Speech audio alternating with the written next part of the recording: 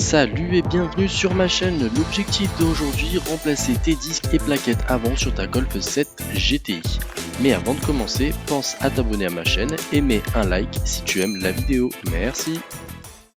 Pour commencer le remplacement de ton disque et de tes plaquettes, première étape, tu viens simplement lever ta voiture à l'aide de ton cric hydraulique. Ensuite, tu viens placer ta chandelle juste derrière la roue comme ceci pour que ta voiture soit posée en toute sécurité. Lorsque ta chandelle est bien placée, tu viens descendre tout doucement l'ensemble de ta voiture pour qu'elle repose sur ta fameuse chandelle. L'étape numéro 2 consiste simplement à retirer les 5 boulons qui retiennent ta roue. L'étape numéro 3 consiste à venir retirer ton étrier de frein en le desserrant de cette façon. Il te faudra donc une clé plate et une douille avec ton cliquet. Et un conseil, pense à retenir ton étrier à l'aide d'un élastique pour éviter de détériorer ton flexible de frein. L'étape numéro 4 consiste à venir retirer tes deux plaquettes de frein qui se trouvent juste ici. Pour cela, à l'aide d'un tournevis plat, tu viens tout simplement les déclipser de leur logement comme ceci. Et bien évidemment, tu répètes la même opération pour la plaquette qui se trouve derrière le disque. L'étape numéro 5 consiste à retirer le support d'étrier en dévissant les deux vis de fixation. Je te conseille d'utiliser une clé très longue avec ta douille de 22 pour pouvoir dévisser plus facilement ces deux vis. N'hésite surtout pas à mettre de la force car ces deux vis sont serrées à 200 Nm, ce qui est un couple assez important. Quand ces deux vis sont retirées, tu viens simplement retirer à la main ton support d'étrier. Pour l'étape numéro 6, venir à l'aide d'une clé Torx retirer la vis de maintien de ton ancien disque de frein. Lorsque tu as retiré ta vis de maintien, venir asperger du dégrippant type WD-40 au niveau de cette zone afin de pouvoir plus facilement retirer ton ancien disque de frein qui normalement devrait être légèrement collé sur ton moyeu.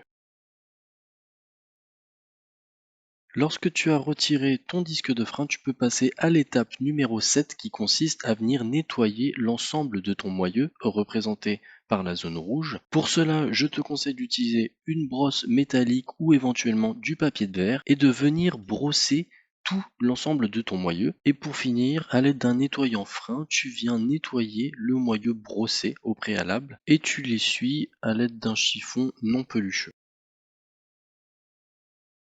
L'étape suivante, étape numéro 8, consiste à venir dégraisser la surface de ton nouveau disque à l'aide d'un nettoyant frein et d'un chiffon non pelucheux.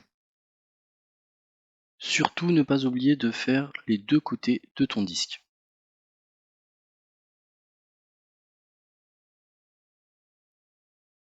Pour l'étape numéro 9, tu auras besoin d'une graisse haute température qu'il faudra venir appliquer sur la surface de contact de ton moyeu. Donc comme tu peux le voir ici, c'est une graisse qui supporte 1400 degrés de la référence Feby Bilstein 26711.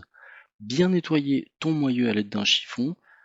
Ensuite, à l'aide d'un pinceau propre, appliquer la graisse sur la surface de ton moyeu, comme ceci, et éviter de mettre de la graisse dans les trous où viennent se loger les boulons de ta roue.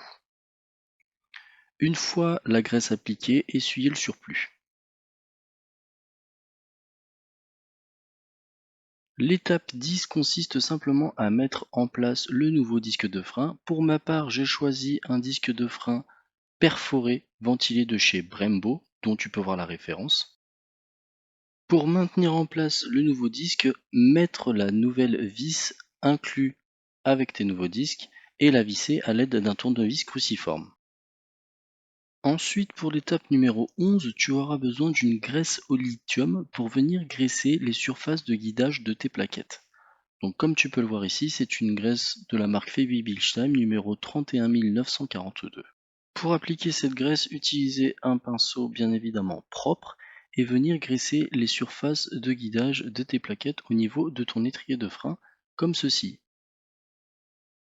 Ensuite, remettre en place les guides que tu auras au préalablement graissés avec de la graisse au lithium au niveau de la partie rouge du cylindre, et tu viens l'insérer dans ton étrier en veillant à bien pincer le joint afin qu'il soit bien en contact avec ton étrier et le guide. et répéter la même opération pour l'autre guide.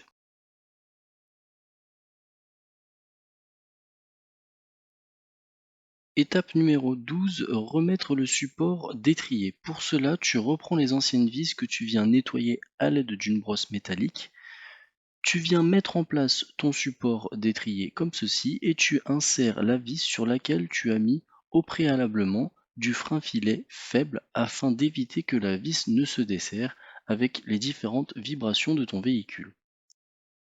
Lorsque ta vis est en place, tu viens dans un premier temps la serrer à la main comme ceci et tu répètes la même opération pour la vis du haut.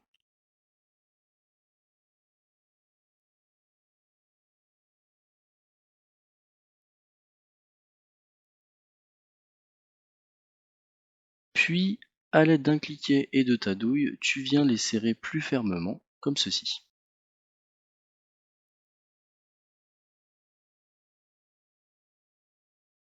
L'étape numéro 13 consiste à venir serrer au couple les deux vis que tu viens à l'instant de mettre à 200 Nm qui est le couple de serrage préconisé par Volkswagen. Étape numéro 14, mettre en place les nouvelles plaquettes. Pour cela, faire la manipulation comme tu peux le voir à l'écran. Veille à ce que les deux ressorts dans chaque extrémité de ta plaquette soient bien insérés dans ton étrier comme ceci. Tu répètes la même opération sur la deuxième plaquette du côté intérieur de ton disque et tu vérifies à la main que tes deux plaquettes soient bien en contact sur ton disque. Si c'est le cas, tu as tout bon.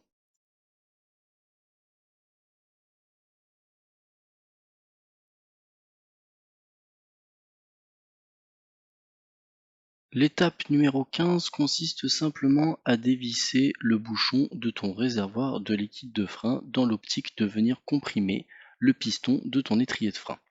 Ceci évitera d'avoir toute surpression à l'intérieur de ton circuit de liquide de frein.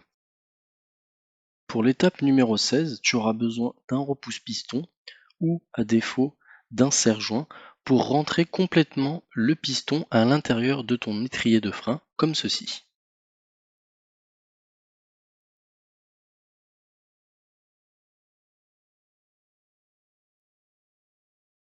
Une fois ton piston complètement rentré, étape numéro 17, remettre en place ton étrier de frein. Pour cela, utilisez les deux vis fournies avec tes plaquettes de frein sur lesquelles il y a déjà du frein filet faible.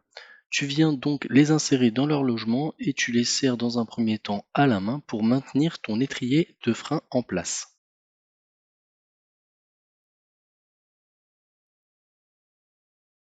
Étape numéro 18, à l'aide d'une clé dynamométrique, tu viens serrer au couple ces deux vis à 35 Nm qui est le couple préconisé par Volkswagen.